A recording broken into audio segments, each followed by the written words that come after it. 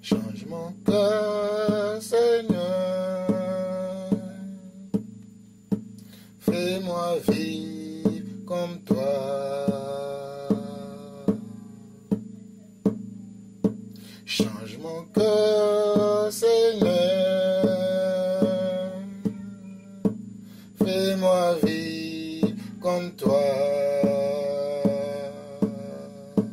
Change ma vie, Yeshua. Fais-moi voir comme toi. Change ma vie, Seigneur. Fais-moi voir comme toi. Change ma vie, Yeshua. Je n'ai rien d'autre que toi. Change ma vie, Yeshua. Je n'ai rien d'autre que toi.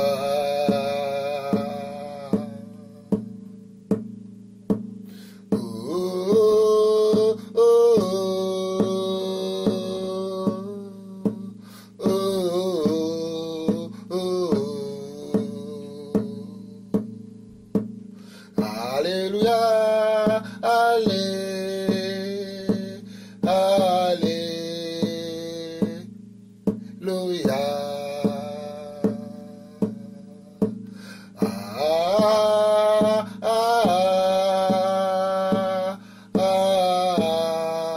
Amen.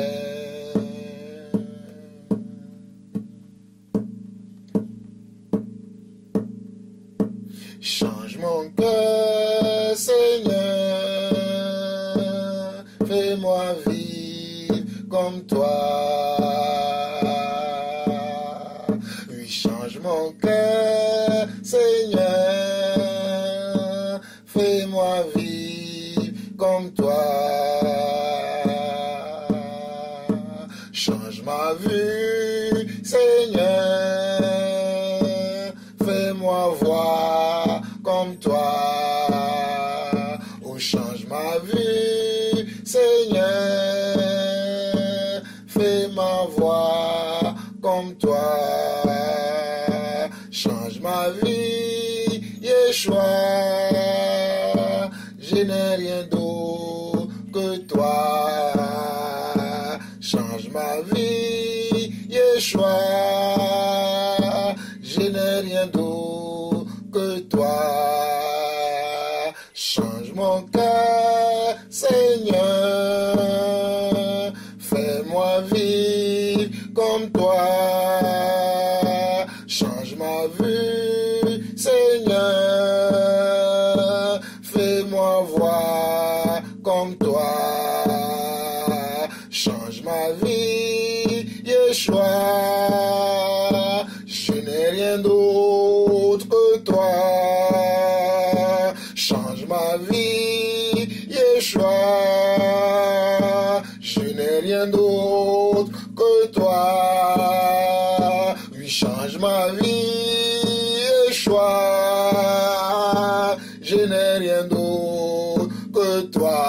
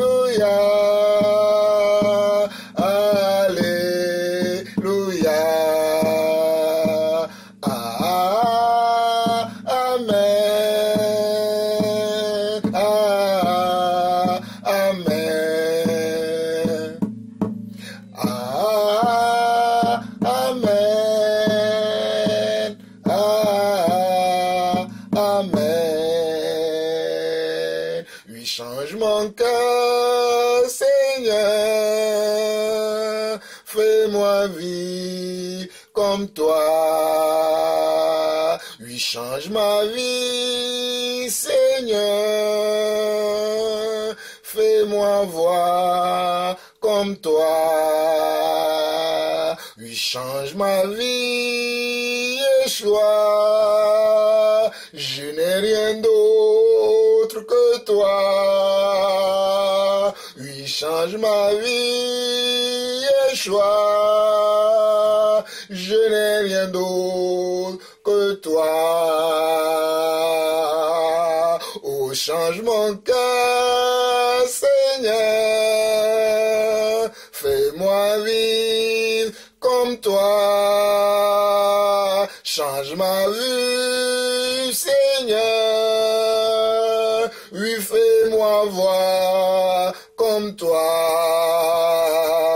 Oh, change ma vie, Yeshua. Je n'ai rien d'autre que toi. Oui, change ma vie, Yeshua. Je n'ai rien d'autre que toi. Oh, oh, oh, oh, oh, oh,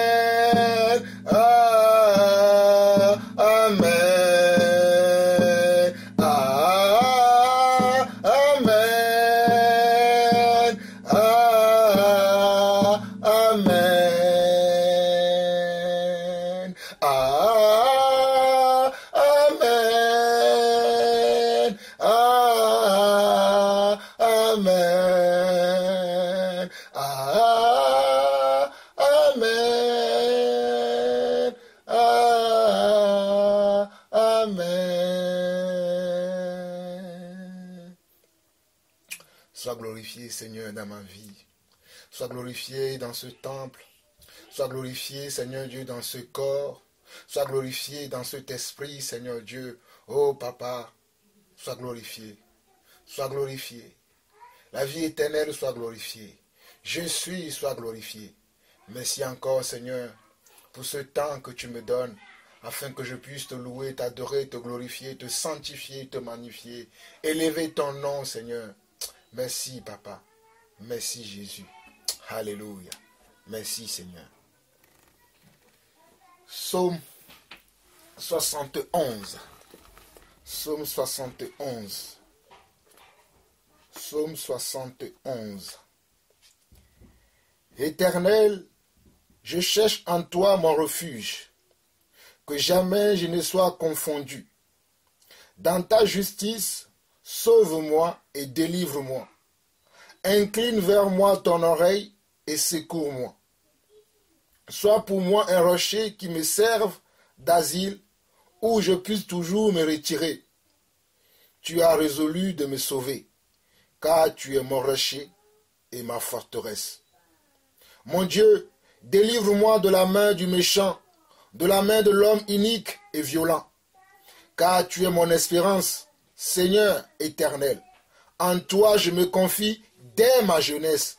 Dès le ventre de ma mère, je m'appuie sur toi. C'est toi qui m'as fait sortir du sein maternel. Tu es sans cesse l'objet de mes louanges. Frères et sœurs, c'est ainsi que je commence ma salutation aujourd'hui pour vous saluer un peu partout dans le monde entier. Je salue mes frères qui sont ici en France, mes frères serviteurs ici en France, en Île-de-France. Je n'oublie pas mon frère Alain Patrick, je n'oublie pas mon frère Georges, je n'oublie pas François Georges, je n'oublie pas ceux qui sont un peu éparpillés dans toutes les régions de la France. Je n'oublie pas ceux qui sont éparpillés dans les pays de l'Europe, notamment ceux qui sont en Belgique, en Hollande, en Allemagne et aussi ceux qui sont à Londres. Je n'oublie pas ceux du Canada, notamment mon jeune frère Barwani Enzo, que la paix, la grâce du Seigneur te soit multipliée. Je n'oublie pas mon frère, oh alléluia, le prophète David du côté de la Côte d'Ivoire, que la grâce et la paix du Seigneur te soit multipliée. Je n'oublie pas mon frère Afolabi du Togo, que la grâce et la paix du Seigneur te soient multipliées. Je n'oublie pas ceux-là qui sont aux États-Unis. Je n'oublie pas ceux-là qui sont en Afrique, un peu partout dans le monde. Je vous salue de la part du Seigneur. Recevez mes sincères salutations. Recevez la joie qui m'anime. Recevez l'amour qui m'anime de partager ce court instant avec vous, afin que nous soyons ensemble fortifiés, afin que nous soyons ensemble encouragés, afin que nous soyons ensemble, alléluia, dans la grâce du Seigneur. Frères et sœurs, c'est ainsi que ce matin, ce samedi matin, le Seigneur a mis cet appel brûlant dans mon cœur depuis la nuit, cette cantique que vous m'avez vu chanter tout à l'heure, depuis cette nuit, cette cantique m'est venue dans le cœur. Et depuis ce matin, je le fredonnais, et je me suis dit, je vais le partager avec mes frères et sœurs, parce que c'est ainsi que nous, en tant qu'enfants de Dieu, nous devons nous conduire en glorifiant, en louant, en célébrant le Seigneur avec un cœur sincère. Ce n'est pas les paroles qui sont importantes, mais c'est le cœur avec lequel nous chantons, nous célébrons, nous adorons, nous louons le Seigneur qui est le plus important. J'espère que vos cœurs sont restaurés. J'espère que vos cœurs sont remplis du Saint-Esprit. J'espère que vos cœurs suivent la direction de l'Esprit. Soyez fortifiés, soyez encouragés et soyez bénis. J'aimerais partager avec vous une petite parole que le Seigneur a mis dans mon cœur aussi.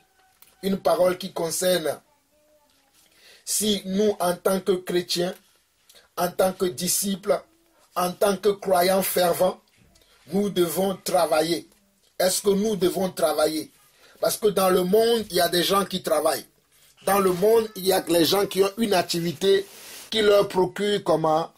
Qui leur procure de quoi pouvoir à leurs besoins, qui leur procure des avantages, que ce soit des avantages sociaux ou des bénéfices, si nous pouvons parler ainsi. Mais est-ce qu'en tant qu'enfants de Dieu, nous devons travailler?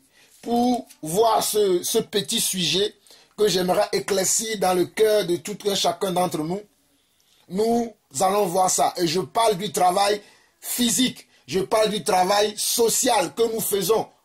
Tout le monde aujourd'hui a un travail. Si tu es menuisier, c'est un travail. Si tu es cultivateur, c'est un travail. Si tu es maçon, c'est un travail. Si tu es avocat, c'est un travail. Si tu es médecin, c'est un travail. Si tu es infirmier, c'est un travail. Si tu es comptable comme moi, c'est un travail. Donc, est-ce que, en tant que chrétien, nous devons travailler? Est-ce que nous devons travailler? Et si nous devons travailler, comment devons-nous travailler et pour quel but devons-nous travailler? Je vais simplement attirer votre attention sur quelque chose de très important afin que nous fassions attention. Parce que beaucoup aujourd'hui se perdent dans le travail et ils oublient le but de leur vie. Le but de notre vie, ce n'est pas de travailler. Comprenez-moi, frères et sœurs. Le but de notre vie, ce n'est pas de travailler. Lorsque le Seigneur nous a créés, le Seigneur voudrait que nous puissions le célébrer, l'adorer, le louer, le servir. C'est pour ça que le Seigneur nous a créés. Mais puisque nous avons perdu à cause de Satan, qui est venu tromper nos aïeux dans le jardin d'Éden, je veux parler d'Adam et de Ève. Ils ont été trompés, ils ont été détournés de la volonté de Dieu. C'est ainsi que la punition est entrée dans le monde et la punition, c'est le travail. Mais nous savons que le second Adam, qui est Yeshua HaMashiach, nous a même délivrés du travail. Si nous croyons au second Adam, qui est Yeshua HaMashiach, nous n'avons pas forcément besoin de travailler pour manger. Il suffit d'avoir la foi, il suffit de croire en Dieu Et Dieu nous apportera tous les jours ce qu'il faut pour comment? Pour que nous puissions nourrir notre chair. Mais j'aimerais avertir ceux qui s'adonnent au travail à longueur de journée, 24 heures sur 24, 7 jours sur 7. Ils n'ont même pas un jour de repos pour pouvoir se reposer eux-mêmes. Ils n'ont même pas un temps de répit pour pouvoir glorifier le Seigneur. Faites attention. Le travail, c'est bien, mais le travail ne fait pas tout. Je répète encore, le travail, c'est bien, mais le travail ne fait pas tout. Allons dans Matthieu chapitre 6, nous allons lire dans le verset 19. Nous allons lire dans le verset 19 au verset 24. Matthieu chapitre 6, le verset 19 au verset 24. Que dit l'Esprit de Dieu? Ne vous amassez pas des trésors sur la terre où la teigne et la rouille détruisent et où les voleurs percent et dérobent. Mais amassez-vous des trésors dans le ciel où la teigne et la rouille ne détruisent point et où les voleurs ne percent ni ne dérobent. Car là où est ton trésor, là aussi sera ton cœur. L'œil est la lampe du corps. Si ton œil est en bon état, tout ton corps sera éclairé. Mais si ton œil est en mauvais état, tout ton corps sera dans les ténèbres. Si donc la lumière qui est en toi est ténèbre, combien seront grandes ces ténèbres?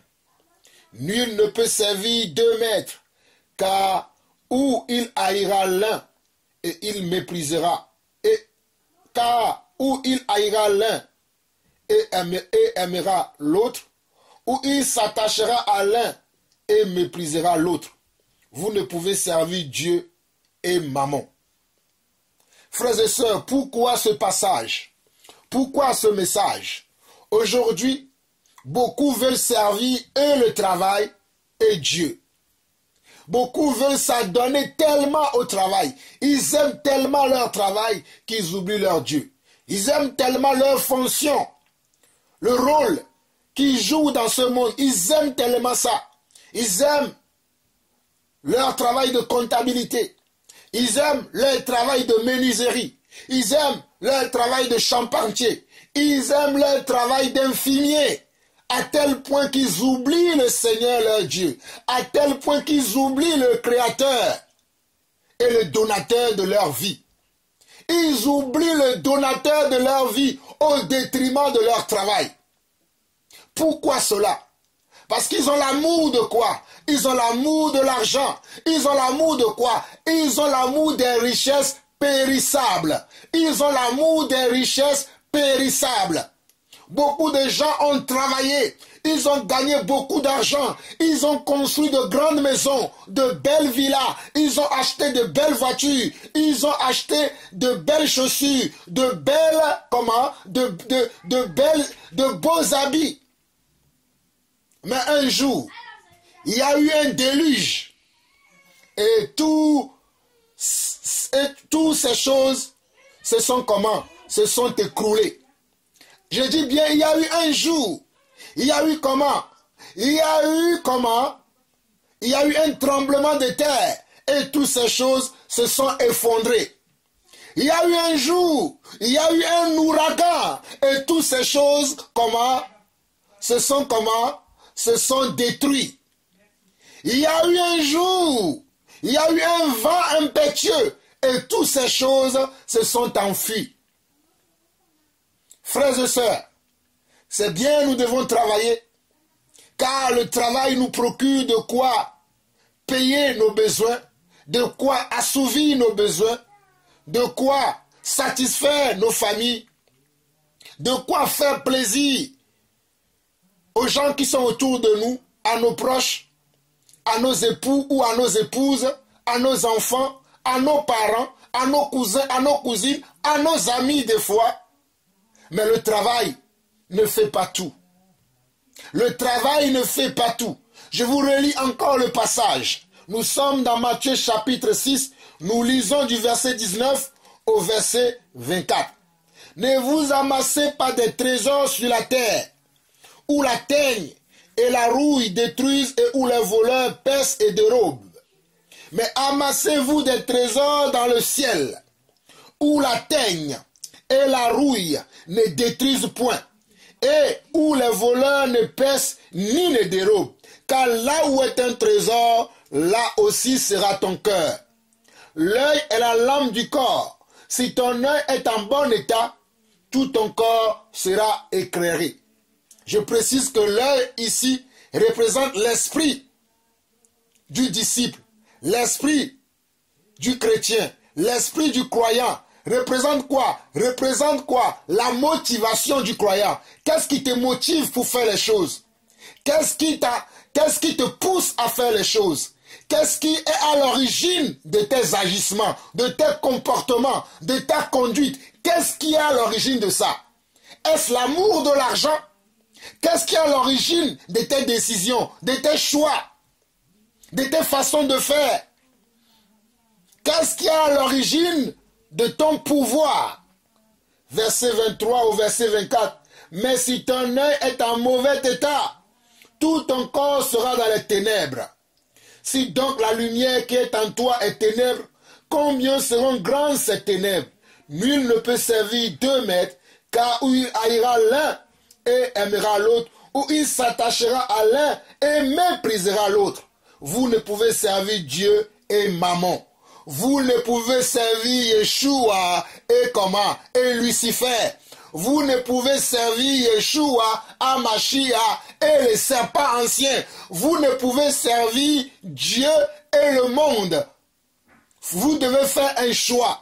Vous devez disposer votre cœur à faire un choix, à choisir entre la lumière et les ténèbres, à choisir et servir les intérêts de Dieu et non les intérêts du royaume.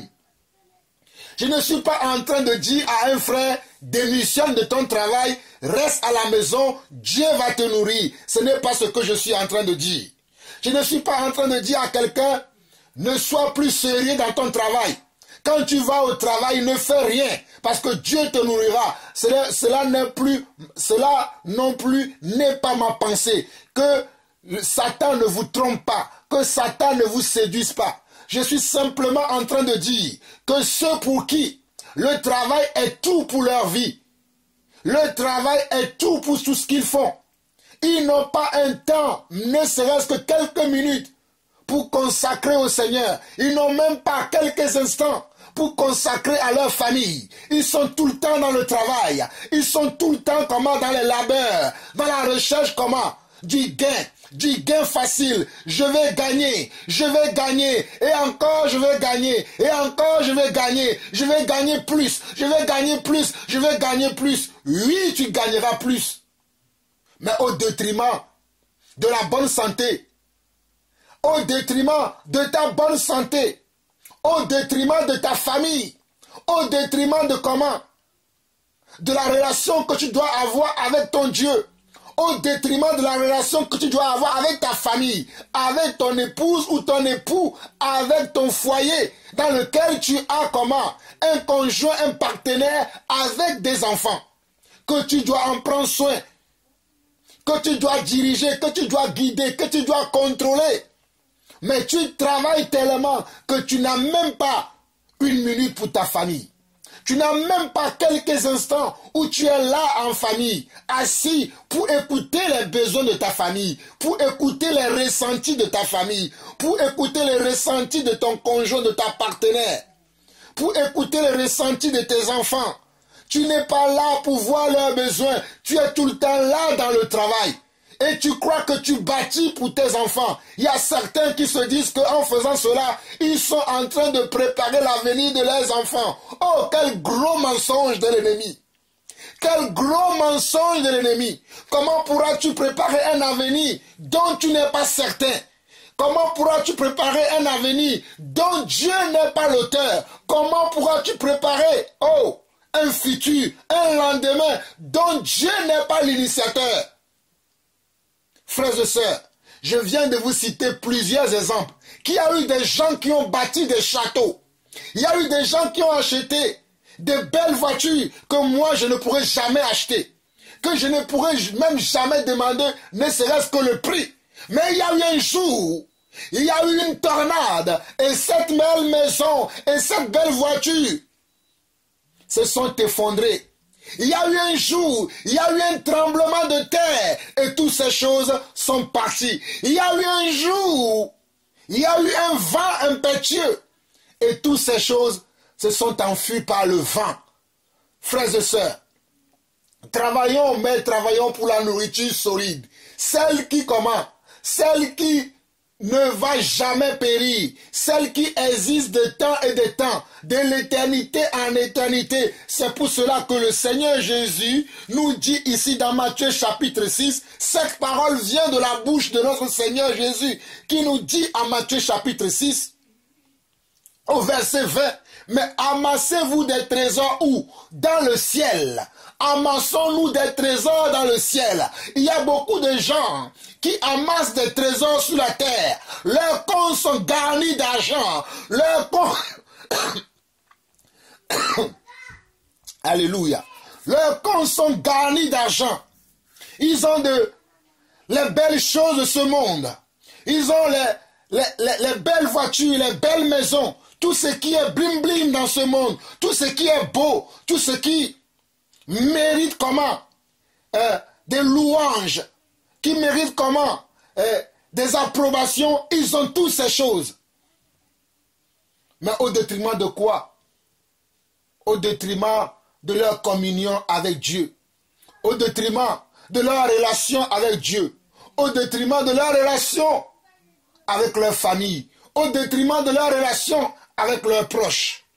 Frères et sœurs, je ne suis pas en train de te dire que ton compte qui est en banque va le vider. Ou bien, je ne suis pas en train de te dire que le compte que tu as mis de côté pour mettre de temps en temps, ne serait-ce que quelques sommes, on ne sait jamais. Si t'arrivait un malheur, tu pourras puiser dans ce compte-là. Ce n'est pas ce que je suis en train de dire. Je ne suis pas en train de te dire de fermer ce compte. Mais je suis en train de te dire que si tu as un compte et que ce compte-là devient ta vie, devient tout pour toi, tu n'as plus le temps pour les autres. Tu n'as plus le temps pour observer ta famille. Tu n'as plus le temps pour écouter Dieu. Tu n'as plus le temps pour savoir dans quelle direction Dieu veut que tu ailles. Tu n'as plus le temps de savoir comment Dieu veut te conduire. Mais toute ton attention est concentrée sur ce compte en banque. Toute ton attention est concentrée sur cette affaire que tu veux faire. Sur ce travail dans lequel tu t'es engagé. Sur cette mission sans Dieu dans laquelle tu t'es engagé, là mon frère, là ma soeur, tu es en danger. Tu cours un grand danger. Subitement, le vent pourra arriver. Subitement, la tempête pourra arriver. Subitement, la tornade pourra arriver. Et tout ce que tu as bâti, pour qui cela sera? Pour qui cela sera? Tout ce que tu as bâti, tu vas le donner à qui? Tout ce que tu as concentré ton énergie à bâtir, ta force à bâtir, ta joie à bâtir, ton courage à bâtir, pour qui le laisseras-tu? Pour qui l'abandonneras-tu? Oh mon frère, ma soeur, que le Seigneur te fasse comprendre ce message, car beaucoup aujourd'hui sont trompés par l'ennemi. Beaucoup aujourd'hui sont trompés par, Lucifer. Beaucoup sont séduits aujourd'hui par Lucifer. Ils se disent enfants de Dieu, mais ils oublient pourquoi ils sont enfants de Dieu. Ils oublient quelle est la mission, qu'est-ce que Dieu attend d'eux, quel est le rôle, la fonction que Dieu leur a donnée. Ils oublient ça. Mais ils concentrent toute leur énergie dans leur travail. Ils concentrent toute leur énergie sur leurs affaires. Ils concentrent toute leur énergie comment? Dans ce qu'ils ont à faire avec leurs mains. Je sais que la parole de Dieu dit que tout ce que ta main trouve à le faire, fais-le avec toute ta force. Oui, d'accord. Mais Dieu n'a pas dit que mets toute ta pensée, mets toute ta force, mets tout ton amour dans ces choses. Dieu n'a pas dit ça. Dieu n'a pas dit que tu dois mettre toute ta pensée, tout ton amour, tout ton cœur dans ces choses. C'est pour cela que je te dis, toi qui m'écoutes maintenant, toi qui m'entends, que tu dois méditer comment? Matthieu chapitre 7. Après avoir médité le message de Matthieu chapitre 6, tu dois également méditer Matthieu chapitre 7 qui dit ceci à partir du verset comment? À partir du verset 24. C'est pourquoi quiconque entend ces paroles que j'ai dit et les met en pratique sera semblable à un homme prudent qui a bâti sa maison sur le roc. La pluie est tombée, les torrents sont venus, les vents ont soufflé et elle n'est point tombée parce qu'elle était fondée sur le roc. Mais quiconque entend ces paroles que j'ai dit et ne les met pas en pratique sera semblable à un homme insensé qui a bâti sa maison sur le sable. La pluie est tombée, les torrents sont venus, les vents ont soufflé et ont battu cette maison, elle est tombée et sa ruine a été grande. Je m'arrête là pour ce passage de Matthieu chapitre comment? Matthieu chapitre 7, le verset 24 au verset 27. Toujours est-il que nous devons bâtir notre maison. La maison ici représente quoi? La maison représente notre vie. Comment bâtis-tu? Comment bâtis? Oh, alléluia. Comment est-ce que nous allons bâtir notre vie? Comment est-ce que tu bâtis ton foyer? Comment est-ce que tu bâtis ta maison? Vous remarquerez dans ce passage de Matthieu chapitre 7, le verset 24, on dit c'est pourquoi quiconque entend ces paroles que je dis et les met en pratique sera semblable à un homme prudent qui a bâti sa maison sur le roc. Beaucoup d'enfants de Dieu aujourd'hui ont oublié la prudence. La prudence ne fait plus partie de leur vocabulaire. Ils ont oublié la prudence. Et c'est ainsi qu'ils sont en train de bâtir sur le sable. Et lorsque les torrents vont arriver, lorsque la tempête va arriver, lorsque la pluie va arriver, oh, cette maison va disparaître. Parce que tout ce que tu as bâti, tu l'as bâti comment? Sur le sable. Tu ne l'as pas bâti sur le roc. Le roc qui est Christ. Le roc qui est Yeshua HaMashiach. Le roc ici, c'est Jésus-Christ. Le roc, c'est la parole. Le roc, c'est la parole. Le roc, c'est la parole de Dieu. Le roc, c'est comment? C'est l'Esprit de Dieu. Le roc, c'est le Saint-Esprit. Est-ce que ta vie est bâtie sur le Saint-Esprit? Est-ce que ton ministère, est-ce que ton foyer, est-ce que, oh alléluia, est-ce que ton travail est bâti sur le ministère de la parole? Mon frère, ma soeur, j'ai un message pour toi. J'ai un message pour toi. Ne te trompe pas de vains raisonnements. Ne te trompe pas parce qu'un tel a dit, un tel autre a dit. Mais rassure-toi dans ton cœur que lorsque Dieu te regarde, Dieu voit un enfant qui l'écoute et qui est obéissant à sa parole. Ne te trompe pas toi-même, pas tes pensées, pas tes idéologies, pas tes sentiments, pas tes émotions, pas qui que ce soit ou par quoi que ce soit. Mais concentre-toi sur ce que Dieu te dit au travers de ce message que Dieu a mis dans mon cœur cette semaine. Toute cette semaine, ma tête me disait, qu'est-ce que tu fais, Jean-Paul? Comment bâtis-tu ta maison? Comment bâtis-tu le temple de Dieu? Oh, mon corps, tout entier de la tête jusqu'aux pieds, est le temple de Dieu. Comment est-ce que je bâtis cette maison? Comment est-ce que je me bâtis? Est-ce que je travaille tellement que je néglige ce temple? Est-ce que je travaille tellement que je néglige, oh alléluia, mes enfants que Dieu m'a donnés? Aujourd'hui, j'ai quatre enfants. J'ai 3 garçons et une fille. J'ai une femme aussi avec moi. Comment est-ce que je bâtis ces personnes? Quel est le temps que je prends pour eux? Comment est-ce que je les aime? Comment est-ce que je les apporte? Comment? Le cœur de Dieu. Mon frère, j'espère que toi aussi, tu feras cet exercice pour savoir est-ce que tu es en train de bâtir sur le roc ou si tu es en train de bâtir sur le sable. Car crois-moi, je ne sais pas le jour, je ne sais pas l'heure, je ne sais pas comment l'année, je ne sais pas le mois, ni la semaine, mais je sais, oh alléluia, basé sur la lumière que nous venons de lire maintenant dans Matthieu chapitre 7, que la pluie tombera. Matthieu chapitre 7, le verset comment? Le verset 25. La pluie tombera un jour. Les torrents vont venir. Les vents vont souffler. Mais est-ce que ta maison, ta vie va-t-il résister à ces choses? Toutes ces choses que tu as construites, vont-ils résister à ces choses? Toutes ces choses que tu fais, tu n'as plus le temps pour qui que ce soit. Tu n'as plus le temps pour quoi que ce soit. Tu cours, tu vas à gauche, tu vas à droite, tu vas dans tous les sens. Que vas-tu faire de ces choses lorsque la pluie va arriver? Lorsque les torrents vont arriver? Lorsque les vents impétueux vont arriver? Que feras-tu, mon frère? Que feras-tu, mon frère? Comme mon frère David a chanté. Si Jésus reviendra maintenant, que diras-tu à Dieu? Oh, si je pouvais avoir mon frère David à côté de moi pour me chanter encore ce cantique. Oh, une très belle cantique dont le Seigneur Dieu, notre Père, lui a inspiré. Oh, alléluia. Oh, Seigneur, donne-nous de comprendre ta parole. Donne-nous de comprendre ton cœur. Donne-nous de comprendre ce que tu attends de nous. Seigneur, aide-nous à ce que nous puissions nous débarrasser de la chair, de l'amour du monde, de l'amour de ce monde-là. Ce monde qui n'est que vent devant toi. Car tu diras une seule parole et ce monde disparaîtra devant nous.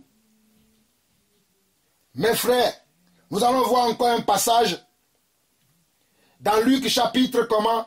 Luc chapitre 12. Nous allons voir du verset 13 au verset 21. Luc chapitre 12, du verset 13 au verset 21. Voici encore un insensé. Quelqu'un qui travaille, qui pense qu'à travailler, à travailler, à travailler, et oublie d'amasser des trésors ou dans le ciel, ou comment, où les pluies ne peuvent pas enlever. Mon frère, ma soeur, le travail que tu fais, si tu le fais avec Dieu, si tu le fais pour Dieu, sache une chose, les vents violents vont arriver, les torrents impétueux peuvent arriver, mais ton travail subsistera. Ton travail subsistera. Mais si tu travailles en dehors de Dieu et non pour Dieu, sache que ton travail périra, tout comme toi aussi tu périras. Nous sommes dans Luc chapitre 12, nous lisons du verset 13 au verset 21. Quelqu'un dit à Jésus du milieu de la foule, « Maître, dis à mon frère de partager avec moi notre héritage. » Jésus lui répondit, « Ô homme, qui m'a établi pour être votre juge ou pour faire vos partages? » Regardez, les gens sont tellement comment? Attachés aux biens matériels, aux biens terrestres, à tout ce que nous voyons dans ce monde. Les belles maisons, les belles voitures, les belles fringues, tout ce qui est beau et belle, tout ce qui est joli, tout ce qu'on peut contempler avec les yeux, les gens sont dessus. Voici un frère qui demande à Jésus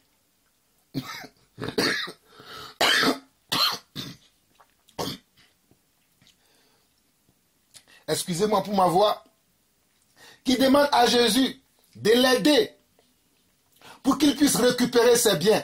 Mais regardez ce que Jésus lui a dit.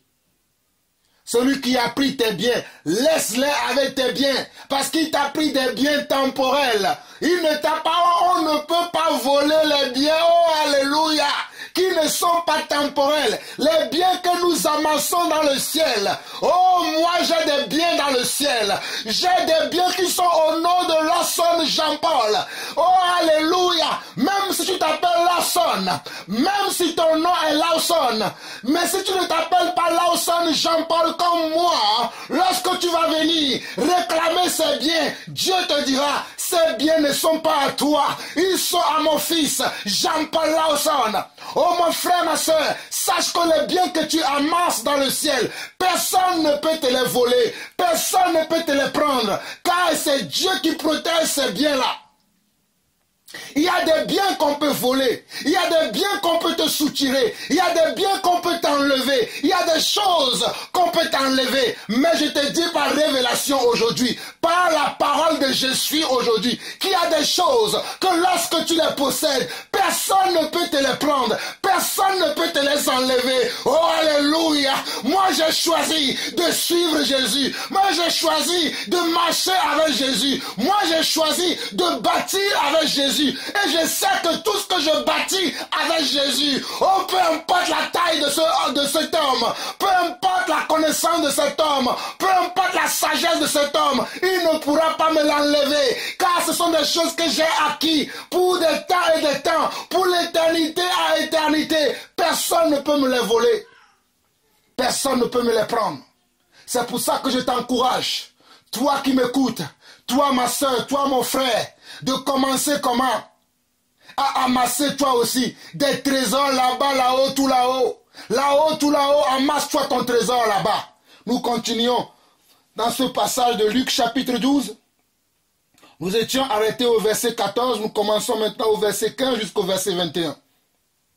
Puis il a dit, gardez-vous soin de toute avarice, car la vie d'un homme ne dépend pas de ses biens. Serait-il dans l'abondance? Frères et sœurs, Satan nous a trompés. Moi, je reconnais que j'ai été trompé. Satan m'a dit que c'est l'abondance qui fera que je serai dans la paix et dans la joie. Mais il y a eu un jour où Dieu m'a révélé que mon fils, ce ne serait pas de l'abondance. Ce ne serait pas lorsque tu seras dans l'abondance que tu seras dans la joie. Mais c'est lorsque tu as mon esprit en toi. C'est lorsque tu comprends ma parole. C'est lorsque tu sais, tu connais mes préceptes, mes recommandations et que ces choses sont en toi, c'est alors que tu seras dans l'abondance. Alors j'ai compris l'abondance selon Dieu et j'ai compris l'abondance selon le monde. J'ai compris l'abondance selon Yeshua Hamashiach et j'ai compris aussi l'abondance selon les hommes de ce siècle. Et moi j'ai choisi l'abondance selon Dieu. Moi j'ai choisi l'abondance selon Yeshua Hamashiach. Moi j'ai choisi de suivre Christ. Quel est ton choix, toi mon frère? Quel est ton choix, toi ma soeur? Quel est ton choix? Quelle est ta décision? Quel est ton choix? Verset 16. Il a dit cette parabole. Les terres d'un homme riche avaient beaucoup à rapporter. Et il raisonnait en lui-même, disant, que ferai-je, car je n'ai pas de place pour rentrer ma récolte. Voici, dit-il, ce que je ferai. J'abattrai mes greniers, j'en bâtirai de plus grands, j'y amasserai toute ma récolte et tous mes biens. Et je dirai à mon âme, tu as beaucoup de biens en réserve pour plusieurs années. Tu as beaucoup de biens en réserve pour plusieurs années. Repose-toi. Mange, bois et réjouis-toi. Mais Dieu lui dit, insensé, cette nuit même, ton âme te sera redemandée. Et ce que tu as préparé, pour qui sera? Et ce que tu as préparé, pour qui sera-ce? Et ce que tu as préparé, pour qui sera-ce?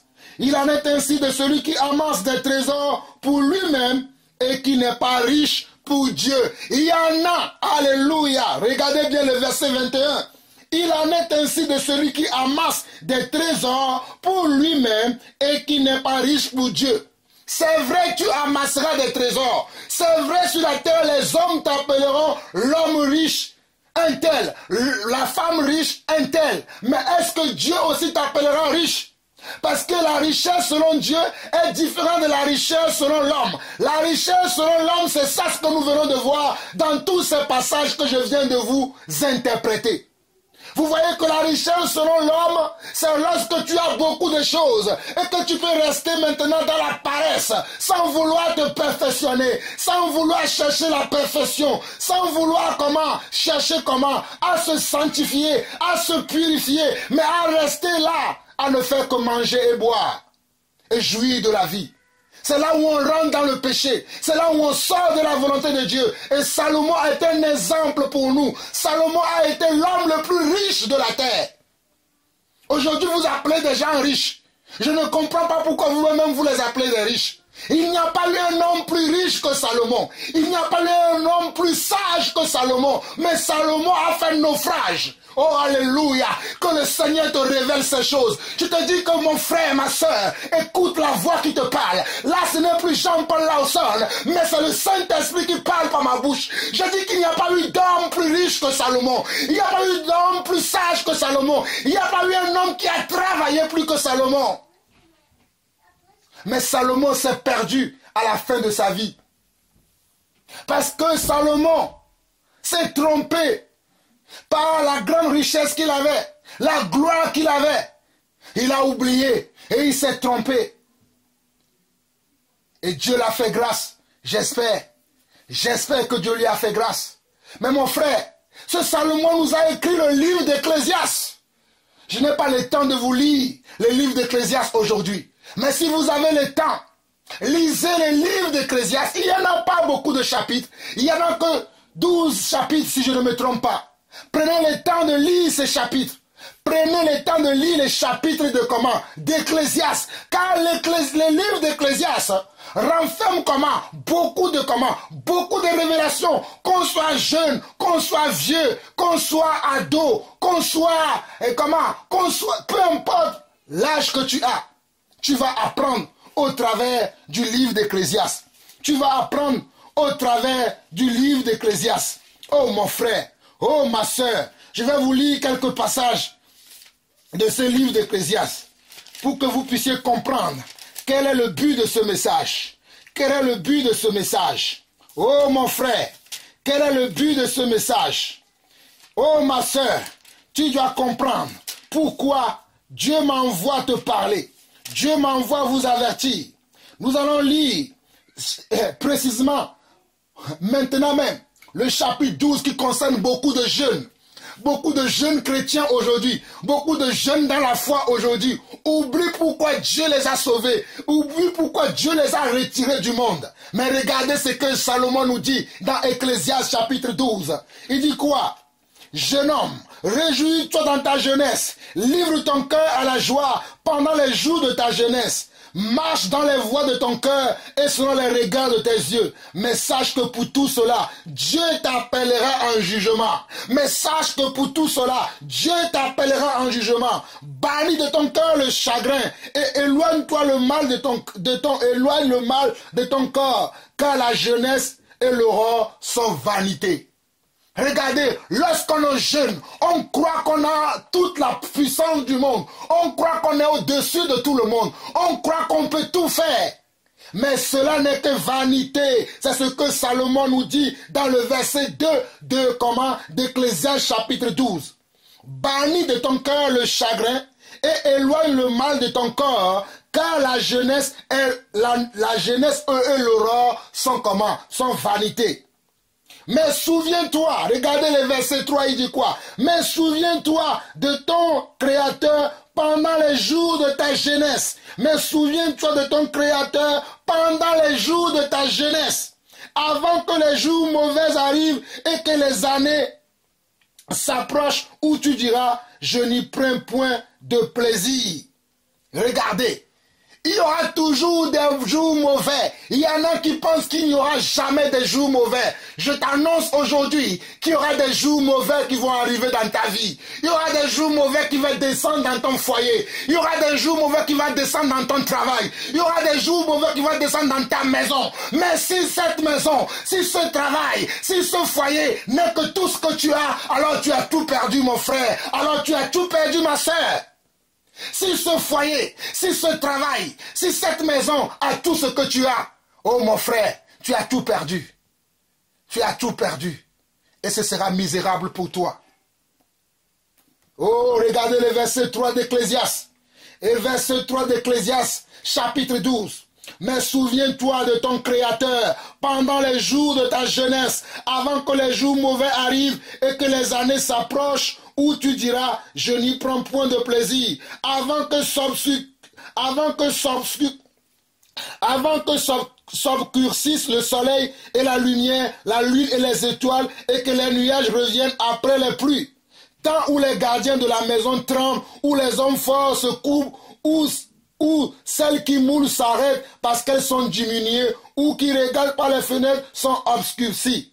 Là, on rentre comment? Dans la vieillesse. Lorsque tu es jeune, tu es plein de vigueur, tu es plein de force. Oh, alléluia! Tu peux faire de longs voyages, de longs voyages. Tu peux bâtir et bâtir. Mais mon frère, ma soeur, je t'annonce aujourd'hui que si tu fais de longs voyages, tu bâtis, rebâtis encore, sans Dieu,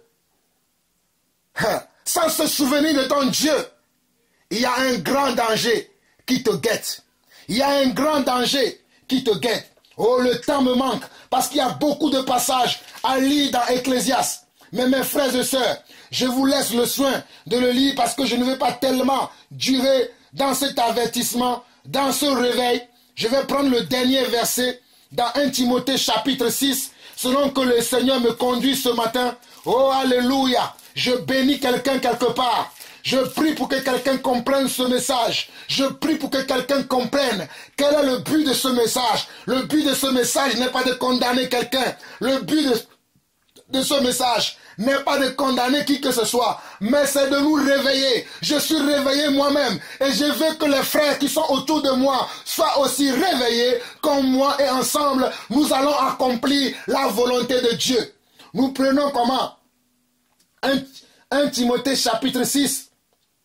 Le verset, nous lisons à partir du verset 7 qui dit: car nous n'avons rien apporté dans le monde et il est évident que nous n'en pouvons rien emporter. Si donc nous avons la nourriture et le vêtement, cela nous suffira. Mais ceux qui veulent s'enrichir tombent dans la tentation, dans le piège et dans beaucoup de désirs insensés et pernicieux qui plongent les hommes dans la ruine et la perdition. Car l'amour de l'argent est une racine de tous les maux, et quelques-uns, en étant possédés, se sont égarés loin de la foi et se sont jetés eux-mêmes dans bien des tourments. Pour toi, homme de Dieu, fuis ces choses et recherche la justice, la piété, la foi, l'amour, la patience, la douceur. Combat le bon combat de la foi, saisis la vie éternelle à laquelle tu as été appelé et pour laquelle tu as fait une belle confession en présence d'un grand nombre de témoins. Je te recommande devant Dieu qui donne la vie à tous les hommes et devant Jésus-Christ qui fit une belle confession devant Ponce Pilate de garder le commandement et de vivre sans tâche, sans reproche, jusqu'à l'apparition de notre Seigneur Jésus-Christ, que manifestera en son temps le bienheureux et seul souverain, le roi des rois, alléluia, le Seigneur des seigneurs, qui possède seul l'immortalité, qui habite une lumière inaccessible que nul homme n'a vu ni ne peut voir, à qui appartiennent l'honneur et la puissance éternelle. Amen. Frères et sœurs, regardez ce que l'apôtre Paul dit à son bien-aimé qu'il a engendré dans la foi, Timothée. Il dit: car nous n'avons rien emporté dans le monde et il est évident que nous n'en pouvons rien emporter aussi. Si donc nous avons la nourriture et les vêtements, cela nous suffira. Mais ceux qui veulent s'enrichir tombent dans la tentation. Il y a beaucoup qui veulent s'enrichir aujourd'hui et c'est ainsi qu'ils tombent comment? Dans la tentation. Oh mon frère, ma soeur, ne tombe pas dans ces choses. Ne tombe pas dans la tentation parce que tu veux t'enrichir. Ne tombe pas dans la tentation parce que tu veux t'enrichir. Ne tombe pas dans la tentation parce que tu veux t'enrichir. Concentre-toi sur ton Dieu. Concentre-toi sur ton Dieu pour voir le miracle que Dieu va accomplir dans ta vie. Pour voir comment Dieu va te conduire. Regarde bien. Au verset 10, il dit quoi? Car l'amour de l'argent est une racine de tous les maux, et quelques-uns en étant possédés se sont égarés loin de la foi et se sont jetés eux-mêmes dans bien des tourments. Pour toi, homme de Dieu, pour toi, homme de Dieu, pour toi, femme de Dieu, pour toi, enfant de Dieu, pour toi, chrétien, pour toi, disciple de Jésus-Christ, fuis ces choses et recherche quoi? Qu'est-ce que tu dois rechercher avec instance? À en avoir en abondance. Tu dois rechercher la justice, la piété, la foi, l'amour, la patience et la douceur. C'est comme ça que nous devons combattre. Mes frères et sœurs, méditez ces passages. Méditez ces passages. Je voulais m'arrêter là, mais le Seigneur me conduit à lire cette fois-ci un dernier passage comment dans Hébreux chapitre 13, et je vais finir par là. Hébreux chapitre 13, lisons comment? Lisons le verset 14 qui dit quoi? Car nous n'avons point ici-bas de cité permanente, mais nous cherchons celle qui est à venir. Mon frère, ma soeur, nous n'avons pas ici sur la terre une cité permanente. Nous n'avons pas ici sur la terre une maison permanente, mais nous voulons la maison qui va venir. Nous attendons la maison qui va venir, la nouvelle Jérusalem, la Jérusalem céleste. Nous attendons cette maison, c'est ça que nous attendons, c'est ça que nous voulons. J'espère que c'est ça aussi tes projets, c'est ça aussi qui fait ta joie, c'est ça aussi qui fait comment? Ton allégresse. Car nous sommes dans Hébreux chapitre 13. Voici aussi un passage que vous devez méditer. Car je n'ai pas le temps, selon ce que l'Esprit me dit de vous dire, je viens de vous le communiquer. Prenez vous-même le temps et l'Esprit va améliorer encore ce message dans votre vie, dans votre situation. L'Esprit va adapter ce message à toi parce que ce message est général. Mais le Saint-Esprit va l'adapter à toi lorsque tu vas méditer scrupuleusement tous les versets que je viens de citer, tous les passages que je viens de citer et comment l'Esprit m'a conduit à expliquer ces choses. L'Esprit va adapter ce message à ta situation et tu en tireras quelque chose. Regardez bien Hébreux 13 verset 14, car nous n'avons point ici-bas de cité permanente, mais nous cherchons celle qui est à venir. Nous n'avons pas ici comment? Une cité permanente, mais nous cherchons la cité qui est à venir, la cité qui descend d'en haut, la cité dont le Seigneur nous a promis qu'il y a comment? Qu'il y a beaucoup de demeures comment? Dans la maison de mon Père. Je m'en vais vous préparer une place et lorsque je finirai de vous préparer une place à chacun d'entre vous, je reviendrai et je reviendrai vous chercher afin que là où je suis, que vous aussi, vous soyez avec moi. Frères et sœurs, c'est ainsi que je finis ce message, que le Seigneur notre Dieu, le Père de toute création, celui qui dit et la chose arrive, celui qui ordonne et elles existent, te fasse comprendre ce message. Que sa grâce te soit multipliée. Je finis en vous laissant par ce cantique que vous devez connaître et le fredonner à chaque fois que vous avez l'occasion. Alléluia.